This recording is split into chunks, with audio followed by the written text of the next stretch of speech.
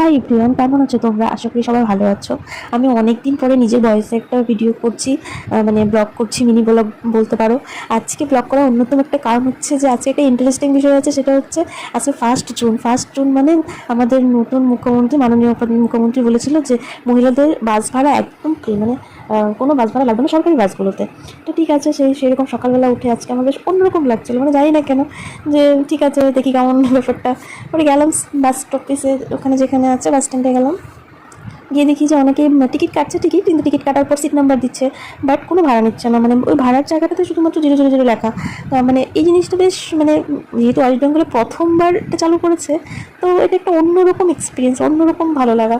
তো যাই হোক, এটা মানে আজকে প্রথম, তো সেই জন্য আমার একটু অন্যরকমই লেগেছে, বেশ ভালোও লেগেছে, যেমন অনেকক্ষণ টাকাও বেঁচে গেছে। তো আমি ফেরার সময় দেখছিলাম যে এই জায়গাতে বাস স্টপেজ দিচ্ছে কিনা, তো দেখলাম যে হাত ইসে করতেই বাস দাঁড়িয়ে গেল।